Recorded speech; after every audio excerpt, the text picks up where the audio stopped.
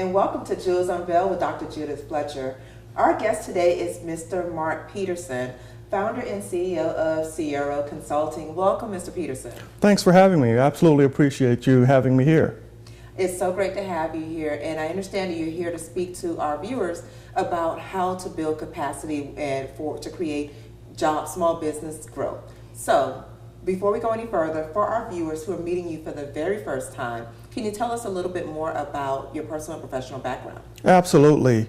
I've grown up being an entrepreneur, serial entrepreneur, pretty much all my life, starting small businesses as a kid.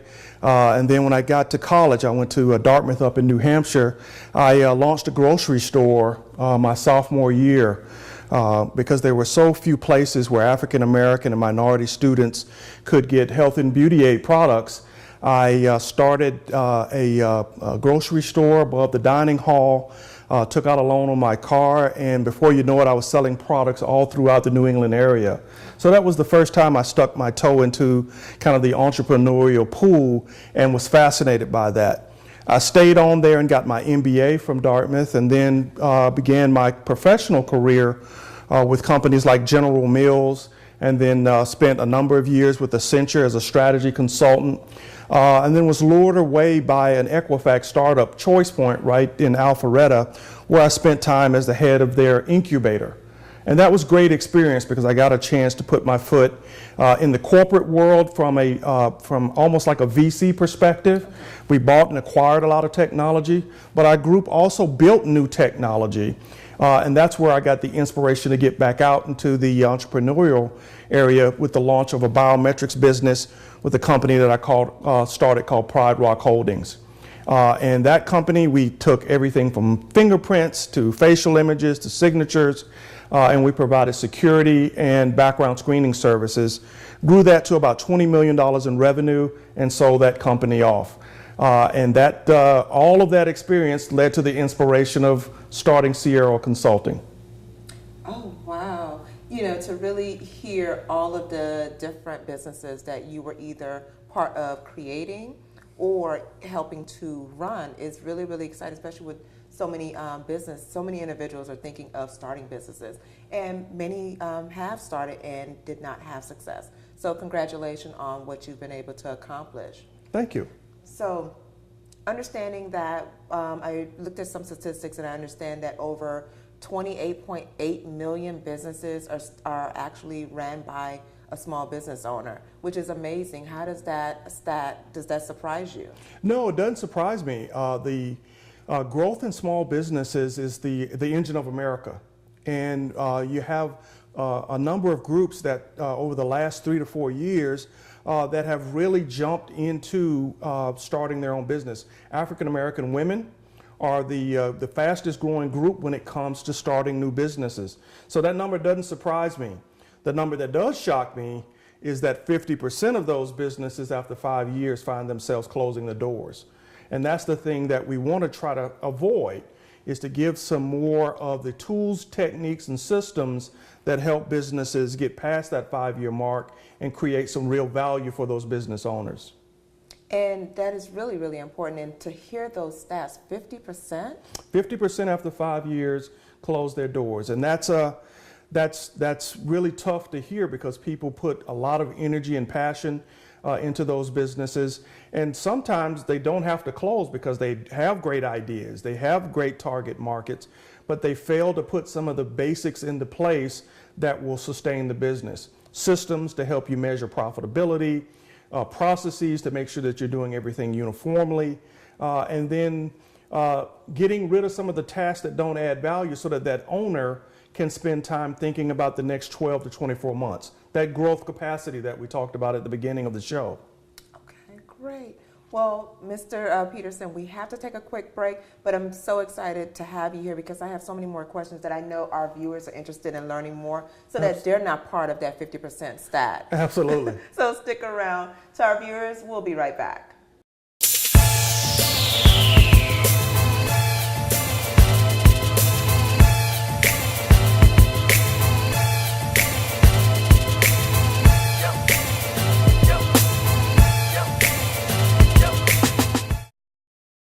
Hello, and thanks for tuning in. My name is Dr. Judith of Jewels Unveiled with Dr. Judith. Today, I'm here to encourage you, yes you, to stop allowing fear to paralyze you. Yes, I know there's so many things that have kept you from moving forward. But if you think back to when you were a kid, when you were in elementary, you lived fearlessly. You were jumping off of bicycles, and you were roller skating, and you were skateboarding, you were running with friends, and we were not concerned with getting injured.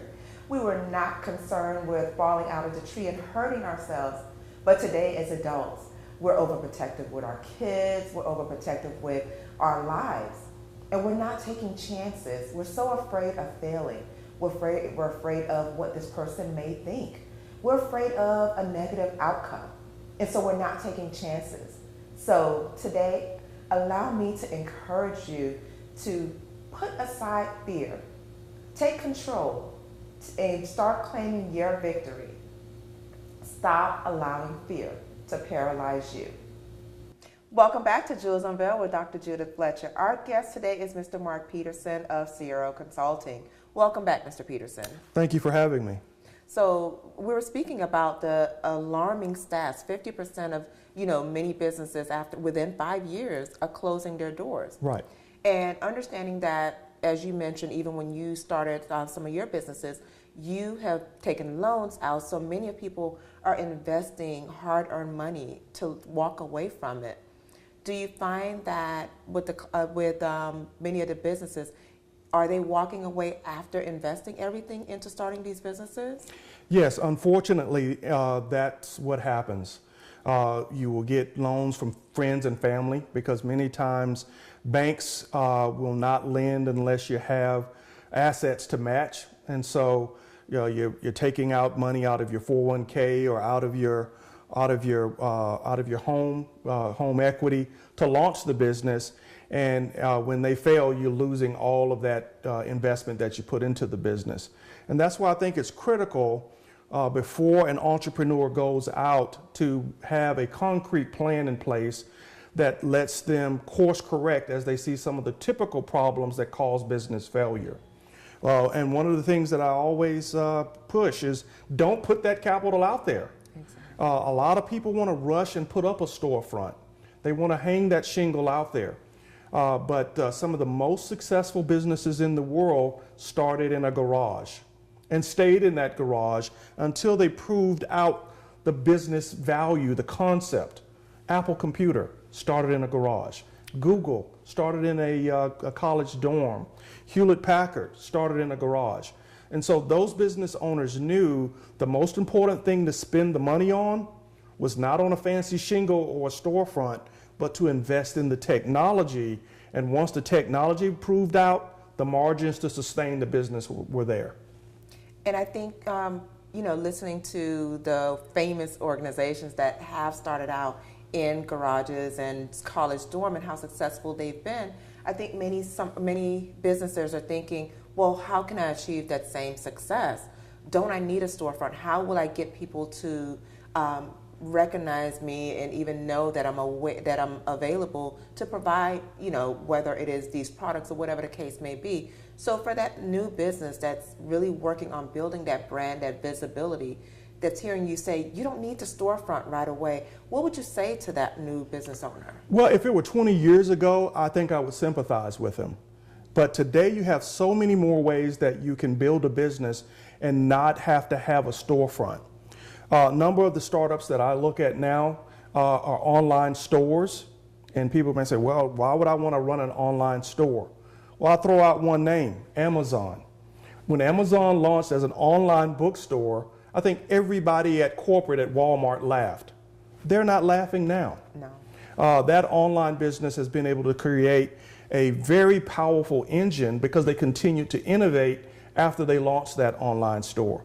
Everybody's been on Amazon. When you click to buy something, they give you a list of 10 other things that you can also buy that other people bought when they bought that same product. That innovation helped increase sales, increase margin, and sustain the business. And so with every type of business model, there are opportunities now for you not to put up that storefront, but to test the concept, prove out the model, get the revenue so that you can invest and innovate in a core technology. If you're a baker, why do you need to open a bakery? Open a pop-up shop, right? Go get a vacant storefront, rent that place out for today or 2 days or a week or a month, and when you finish selling to your target audience, close it down and do it again somewhere else. You say, well, Mark, I've never heard of that happening. Yes, you have. Every Halloween, you see a pop-up shop selling the Halloween costumes, and at the end of the month, they close down. So they were able to preserve their capital and invest where they're going to make the most money, and that's in getting the very best costumes. So as soon as you walked in, the Donald Trump mask, the Hillary Clinton mask, that's where they were going to make their money, by being the most innovative, not by having the best storefront. So today, there are just so many more options for a company to avoid brick and mortar and prove themselves out either in a virtual way by having an internet store, or by utilizing capital that's already in the ground by having pop-up shops. Now you talk about having capital. So for that new entrepreneur, that new small business owner who's thinking, okay, I would love to do the pop-up shop, but I may not have the capital. How do I begin taking the necessary steps to get myself in position to acquire capital? That's a very good question, and that's one of the things that we've spent some time talking about. There are two different ways you can go about building your business. One is called a soft launch, and the other is a hard launch. If you go with the hard launch, that means you're going to roll out, put all your money on the table, build that business, put that storefront up, and then hope that everything works out. With a soft launch, you can test the market, do a pop-up shop, and then pull back, reassess, and then test again. So in a soft launch, there are a lot of different opportunities to give yourself a chance to put your toe in the water. For example, if you're a baker, you may not even have to do a pop-up shop. Why not find a bakery and see if you can be a vendor for them? Go to your local grocery store and say, can I put things on your shelf? Use their infrastructure, their POS system, and sell into their channel. A lot of great companies have started out just that way. Very few people know that the founder of Honda worked for Toyota until he was able to move his business from making bicycles to bicycles with motors to motorcycles to small engine cars to the Honda that we know today. But all that time while he was perfecting that business, he was working for Toyota. And so that's the other piece of a soft launch that I want entrepreneurs to consider. Don't give up your job, or get a job that gives you some flexibility. Work at Uber, work at Starbucks, work at Target.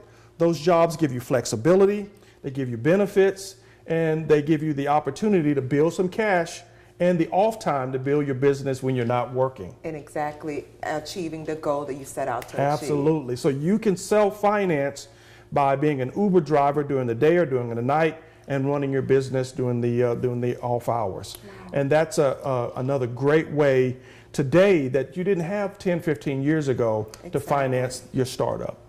Wow. Thank you so much, Mr. Peterson. We need to take a quick break. Absolutely. So to our viewers, don't go anywhere. We'll be right back.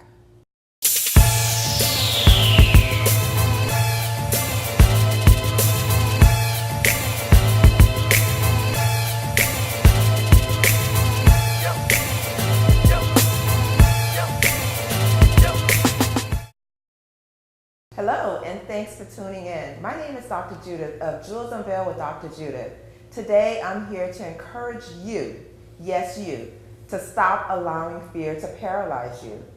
Yes, I know there's so many things that have kept you from moving forward. But if you think back to when you were a kid, when you were in elementary, you lived fearlessly. You were jumping off of bicycles, and you were roller skating, and you were skateboarding, you were running with friends, and we were not concerned with getting injured. We were not concerned with falling out of the tree and hurting ourselves. But today, as adults, we're overprotective with our kids, we're overprotective with our lives, and we're not taking chances. We're so afraid of failing. We're afraid of what this person may think.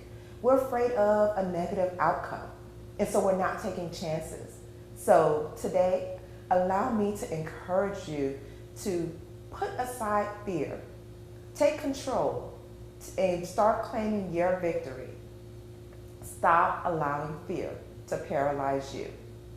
Welcome back to Jewels Unveiled with Dr. Judith Fletcher. Our guest today is Mr. Mark Peterson of Sierra Consulting. Welcome back, Mr. Peterson. Thank you for having me.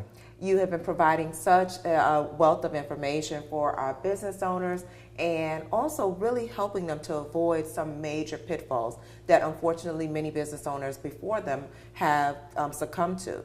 So if you could speak to our viewers and provide them with some core tips that will really help them to avoid many of the pitfalls. I really thank you for giving them the ideas as far as the pop-up shop, understanding that they don't need to have a storefront.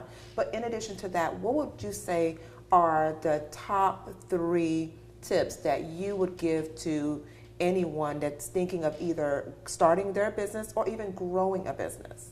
Oh, the first tip that I would give to any prospective business owner after you have an idea or a concept is that you have to have a plan, a strategy that outlines how you're going to win in the market. When Walmart was taking on Kmart and Sears, they had a clear plan on how that single store that was started right near Bentonville was going to become the dominant player in the industry. And they were going to do that using technology, inventory management to make them more productive than the other stores. So if you don't have a plan, you might as well go ahead and plan to fail. So start first with a key strategy that outlines how you're going to succeed. And that's any business. If you're launching a barber shop or you have technology, if you're a baker, you got to have a strategy that defines how you're going to win. The second piece is you want to define a core audience.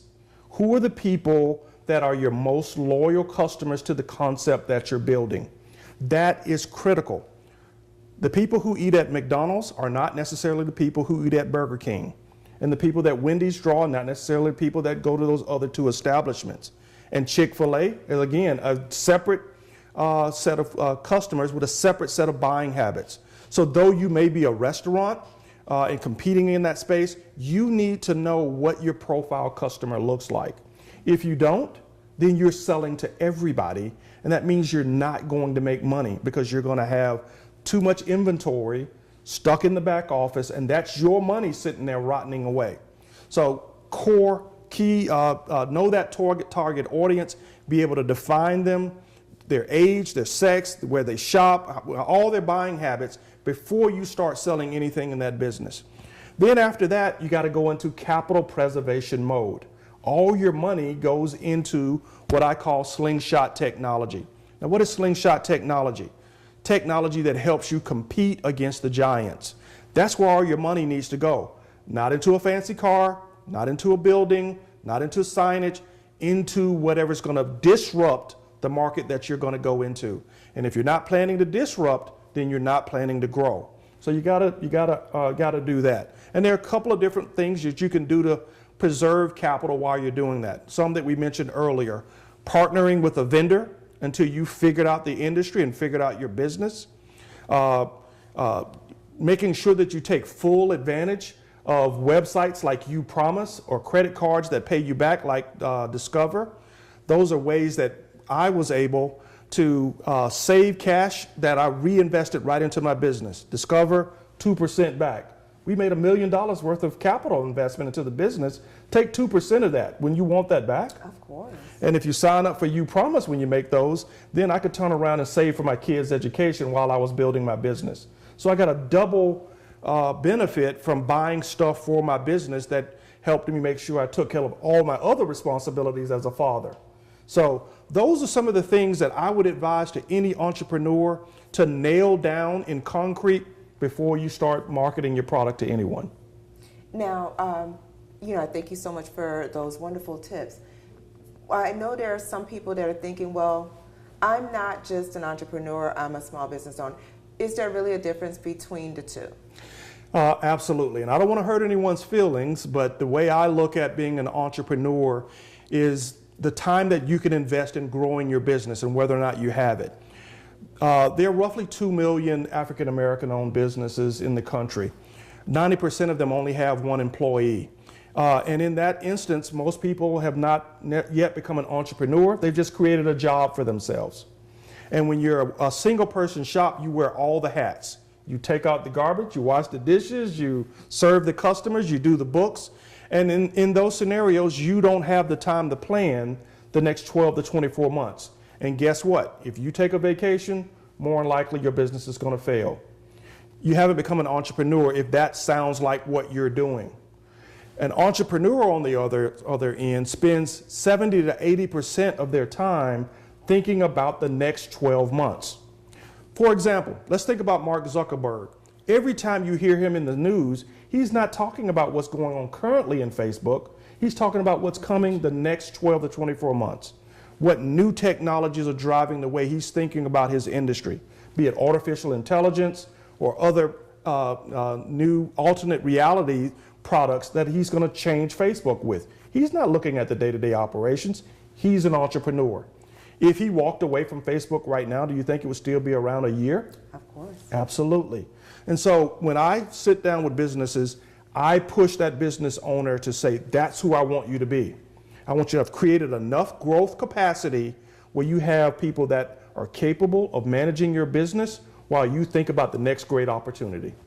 That's amazing. It has really been a pleasure having you here, Mr. Peterson, and all the information you've provided to our viewers. Now, for our viewers that may be interested in learning more, how could they get in touch with you? They can contact me through my website at ceyero.com. That's CEYERO.com.